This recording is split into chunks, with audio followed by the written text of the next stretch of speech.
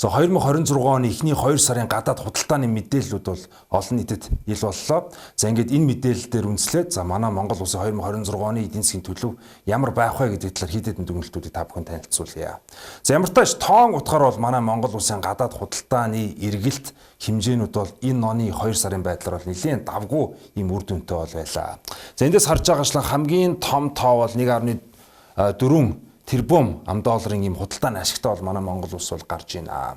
За ингээд бол нийт худалдааны эргэлтийг бид нар хараад үзэх юм бол ойролцоогоор 4.6 тэрбум $, ийм хэмжээтэй бол манай худалдаа бол хийгдсэн байна. За өмнөх оны мөн үетэй харьцуулах юм бол бараг 24%-аар бол өссөн ийм үзүүлэлтийг бол бид нар харагдаж байна.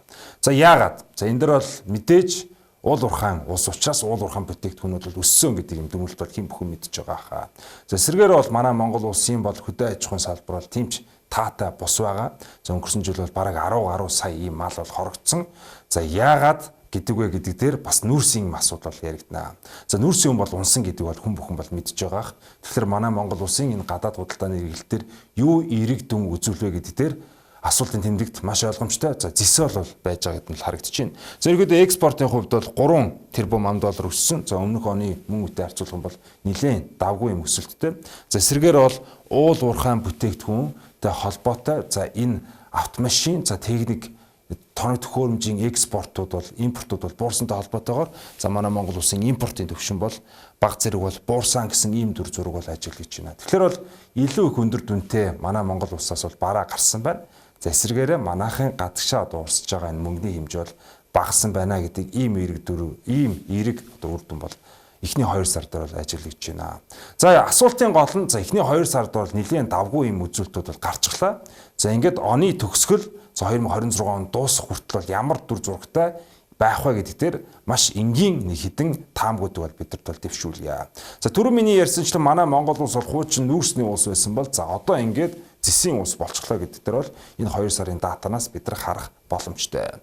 За ингээд манай Монгол улсын ерөнхийдөө эхний энэ 2 сарын экспортын бүтээгдэхүүнүүдийг хувьчилж бол харуулсан статистикийг бид нар хараад үзэх юм бол за зэс бол нүүрсийг бол давж гинэ гэдэг ийм маш энгийн логик ийм дүгнэлтийг бол бид нар хийх боломжтой.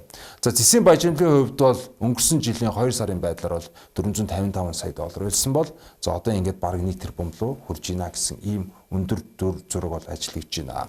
За ингээд өөрчлөлтүүд бол бараг 1 дахин нисээд ингээд явж гинэ гэсэн. За энэ бол эдийн засгаар ямар нөлөө үзүүлж байгаа вэ гэхлээр экспортын орлого нэмэгдэж байна. За нөгөө талаар бол энэ оюу толгой болон бусад үйлдвэрүүдийн үйлдвэрлэлтийн шатанд ороод за ингээд энэ үйлдвэртийг хийх шаардлагатай за тоног төхөөрөмжүүдийн импорт буурсантай холбоотойгоор импортын дээр бол ийм сөрөг ийм дүр зураг ажиллаж байна гэсэн үг. Тэгэхээр эерэг зургийг харьцуулаад үзэх юм бол эдийн засгаар бол гадаад худалдааны тэнцэл бол нэлээд давгүй өсөж байна гэсэн үг. Тэгэхээр долларын энэ өсөлт ханшийн уналт ерөнхийдөө энэ ондоо гайгүй байх болов уу гэсэн ийм дүгнэлтийг бол эхний 2 сарын датан дээр бол авах ийм шаардлагатай гэсэн үг. За 3 дугаарт бол олон улсын нөхцөл байдал маш хүндэрж байгааг та бүхэн мэдж байгаа. За ингээд манай Монгол улсын эдийн засаг дээр энэ ямар хүндрэлүүд тулгарх вэ гэдэг ийм маш олон таамгуудыг хүн болгон бол толгоондоо дэвшүүлж байгаа. За гэхдээ нэг зүйлийг бол харах хэрэгтэй. Манай Монгол улсын экспорт нь хаашаа яваад байгаа юм бэ гэдгээс хамаарж иж энэ дүгнэлтийг бол гарах боломжтой гэсэн. За энэ дээр маш энгийн тог та бүхэнд хэлье. За худалдан авагч манай зэсийн худалдан авагч бол ердөө за бараг дийлэн хувь нь бол бүгд нараа хятад ард улс бол авч байна. Бараг 91.3% нь бол ерөнхийдөө хятад анхаарал авч байна гэсэн. Тэгэхээр хятад эдийн засгт ямар нөлөө үзүүлэх нь гэдэгтээс манай Монгол улсын энэ эхний 2 сарын өсөлт хадгалагдах уу гэдэг ийм дүгнэлтийг бол бид нар хийх боломжтой. За эсвэргээр хятадын худалдаа авалт ер нь яах вэ гэдэг маш ийм чухал асуултанд хариулахын тулд за ерөнхийдөө энэ хятад судлаач нар болон эдийн засгийн судлаач нар за олон улсын судлаач нар бол маш ийм наривчлан судалдаг зүйл бол энэ хятад улсын за коммунист намын төлөвлөгөөнүүдийг бол судалдаг. За ердөө саяхан бүгд найрамдах хятад ард улсын за энэ коммунист намын 15 дахь за 5 дахь жилийн бол төлөвлөгөөнүүд бол гарсан. За эндээс бол бид нар нэг дүгнэлт хийхэд бол маш энгийн зэсийн хэрэглээ бол ихсчих юм байна л гэсэн ийм дүгнэлтийг бол бид нар хийх шаардлагатай гэсэн. За энэ дээр бол юу яригдж байгаа вэ гэхээр мэдээж нөгөө цахилгаан автомашины өсөлтийг бол нэмэгдүүлнэ. За цахилгаан автомашин гэдэг бол за дундаж машинаас бараг 4 дахин их зэс зарцуулдаг. За ингээд ногоон хөгжил, за ингээд босод энэ ногоон тодортой хөгжилтэй холбоотойгоор дандаа энэ ногоон хөгжлүүдийг болон бүгд наривчдад ард улс за 15 дахь 5 дахь жилийн төлөвлөгөөнд бол оруулсан байна гэсэн үг. Тэгэхээр энэ бол автоматар зэсийн энэ эрэлт бол олон улсын зах зээл дээр их байх нэ.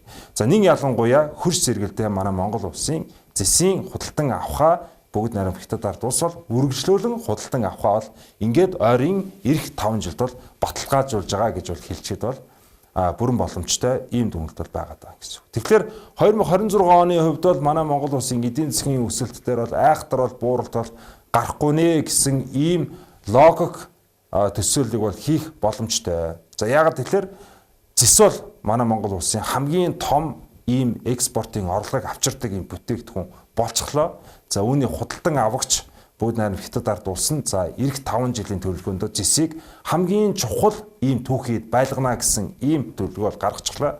За ингээд хоорондоо энэ хоёр төлөвлөгөө маань нэгдээд юу болох вэ гэхээр манай Монгол улсын зэсийн орлого бол өөрөө өсөхнэ гэсэн ийм таамаг бол төвшүүлж байгаа гэсэн.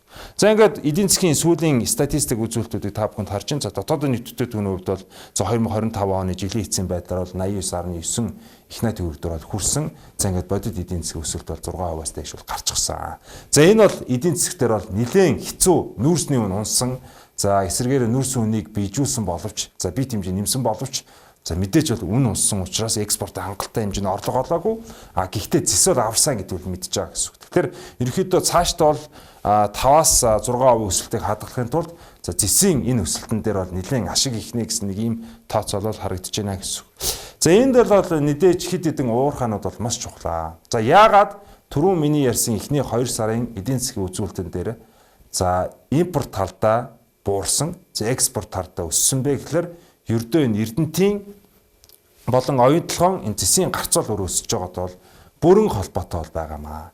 За оюутлогын хувьд бол жишээ аваад үзэх юм бол ерөнхийдөө энэ жилээс ахуулаад жилдээ 500 мянгаас тонноос дээш бол энэ зэсийг экспортлох, импортлох, үйлдвэрлэх ийм төлөвлөгөөтэй бол ажиллаж байгаа. За ингээд зэсийн гарцыг бол бид нар бол 2024 онд бол ойролцоогоор 345 мянга байсан бол за ингээд бараг дахин энэ 61%-аар нэмэгдээд цаашдаа энэ 61%-аа барьж явна гэсэн ийм төлөвлөгөөтэй бол байгаамаа. Тэгэхээр эндээс ямар дүгнэлт ажил хийж байгаа вэ гэхлээр нэг юм уурхай хүртэл манай Монгол улсын эдийн засгаар маш ийм өндөр үр нөлөөтэй ийм чухал ач холбогдолтой болж ирж байна гэсэн үг. Тэгэхээр ирээдүйн 2026 он болон 2000 ойрын хугацаанд бол манай Монгол улсын эдийн засгаар бол маш ийм өндөр шок ирэхгүй бол за зэсийн экспорт болон за бусад уул уурхайн бүтээгдэхүүн экспортоо бол ямар тач нэг 5-аас 6% өсөлттэй бол хангах нэ гэсэн ийм дүгнэлтийг бол хийх боломжтой байна. За ингээд капитал нэвтрүүлгээр эхний Монгол улсын 2026 оны 2 сарын эдийн засгийн тооцоон дээр үндэслээд за энэ жилийн эдийн засгийн өнгө ямар авах вэ гэдэг тал дээр дүгнэлтийг танилцууллаа. Анхаарал тавьж баярлалаа.